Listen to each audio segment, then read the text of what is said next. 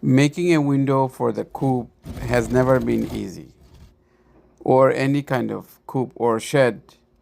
All you have to do in this case, as you can see, if you have a structure like that, cut out the piece that you want to remove, and then with a saw, any kind of saw, you could just cut the piece of wood out of the way, either a door or the window.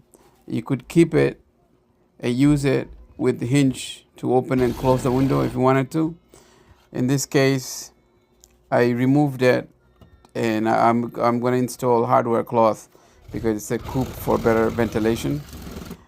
That's why I'm just going to remove this piece of wood and just install hardware cloth. That's the plan. So first I made 4 holes in the corners. Then with this reciprocating saw, I was able to cut through to get this piece of wood out. But depending on the construction, if you built your coop like mine, you should be able to do this without any issues. I mean, there's many ways to do this. I just figured I'd make a quick video to give you an idea. I'm not expecting you to have same coop like I do, but if you have, this is a great idea to just put the hardware cloth and you got yourself a window. You don't have to go crazy with extra trim or glass or anything else.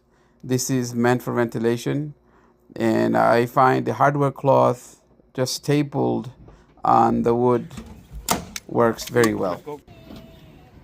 I painted it black to make it camouflage, so that you won't be able to see the coop from far away. It blends very well with the greenery. Also, the hardware cloth, you see, I'm placing it on the outer side, in the exterior wall, so the predator, if they push it, they won't be able to get rid of the hardware cloth. They won't be able to push in the hardware cloth. It's not installed from the inside. You see, the chickens are already using it. They see it as a VIP window. So these 2 big chickens, they keep the little ones away, and they come here. Each of them come and spend their quality time under the coop. I mean, it brings up the look. I could have just removed the whole piece of wood and leave it looking like a coop, cut out a window.